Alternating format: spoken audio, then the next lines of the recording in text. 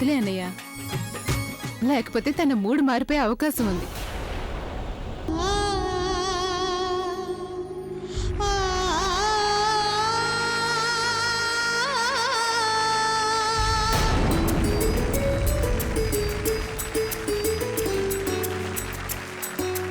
ఇప్పుడు దండలు మార్చుకోవడం పూర్తయింది. ఇక నానమ్మ, దండలు మార్చుకున్న తర్వాత ఏం చేయాలి? 7 అడుగులు, ఆ తర్వాత అప్పగింతలు. అంటే ఇప్పుడు పెళ్లి, ఆ తర్వాత అప్పగింతలు. కంగ్రాచులేషన్స్.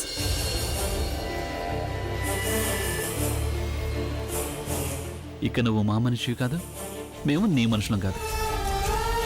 పెళ్ళైపోతే ఎవరి దారి వాళ్ళదే. నేను వెళ్తాను, ఇంకా చాలా ఏర్పాట్లు చేయాల్సింది.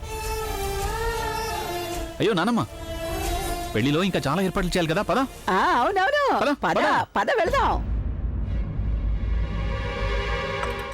Excuse me. కంగ్రాచులేషన్స్, ఫైనల్ గా నీ పెళ్లి జరగబోతోంది. ఎలాగో జరగాల్సిందే కదా స్వీట్ హార్ట్. ఎందుకంటే ఆలియా ఏదైనా అనుకుంటే అది చేసి తీరుతుంది కదా.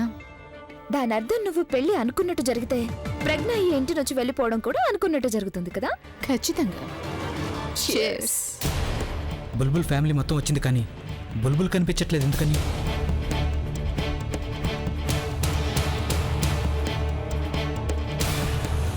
ప్రజ్ఞ వదిన, బుల్బుల్ ఎక్కడా? ప్రవీణ్, ఈరోజు నీకు పెళ్లి జరగబోతోంది.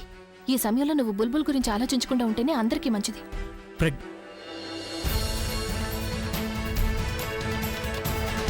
పూర్ణిమ, బుల్బుల్ ఎక్కడుంది? అసలు తను రానేలేదు. ఎందుకు? ఎందుకంటే అది నాకు తెలీదు. యాక్చువల్లీ తను పొద్దున్న ఎక్కడికో హడావిడిగా వెళ్ళిపోయింది. అయినా ఈ మధ్య తను ఏమడిగినా నాకు అసలు చెప్పట్లేదు. ఈ మధ్య తనకి ఏమైందో అర్థం కావడం లేదు. చాలా విచిత్రంగా మారిపోయింది. Excuse me. షూర్.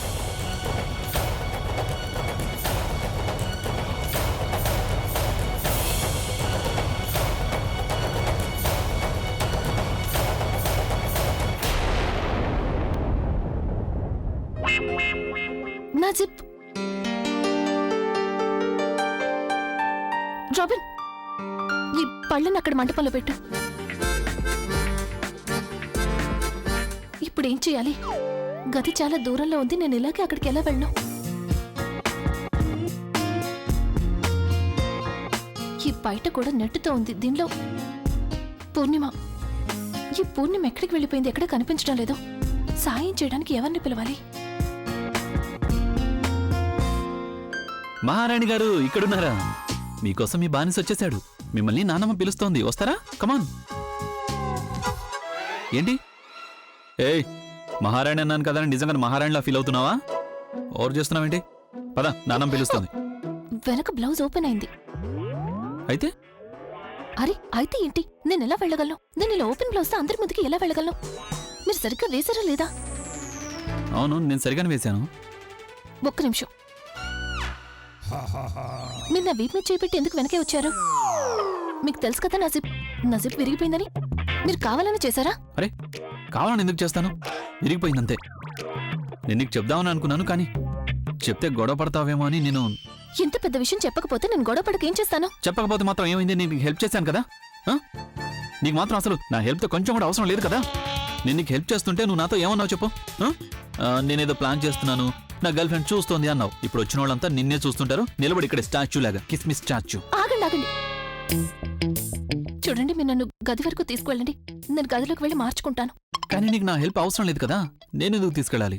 భారీగా కాకపోయినా ఫ్రెండ్ గా హెల్ప్ చేయొచ్చు. ఫ్రెండా? ఏ ఫ్రెండ్? ఎవరి ఫ్రెండ్? ఎక్కడి ఫ్రెండ్? అయినా మనం ఎప్పుడు ఫ్రెండ్స్ అయ్యాం చెప్పు? సరే, కానీ మనిషిగా అయినా సాయం చేయండి. సరే, నేను నీకు హెల్ప్ చేస్తాను, కానీ నువ్వు నన్ను రిక్వెస్ట్ చేయాలి. రిక్వెస్ట్. నాకు రిక్వెస్ట్ అంటే చాలా చాలా ఇష్టం. రిక్వెస్ట్ చేయవా? సరే, ప్లీజ్ నన్ను గది వరకు తీసుకువెళ్ళండి. నువ్వు ప్లీజ్ అనే వర్డ్ని సరిగానే వాడావు, కానీ నీ మొహంలో ఫీలింగ్స్ ఉన్నాయి కదా, అవి కాస్త తక్కువ కనిపిస్తున్నాయి. వాటిని నువ్వు ఇంకొంచెం ఎక్కువ చేసి అడుగు. కొంచెం ఫీల్తో అడుగు. నువ్వు మంచి యాక్ట్రెస్ కదా, ఖచ్చితంగా బాగా చేయగలవు. ఒకసారి ట్రై చేయి. కమాన్.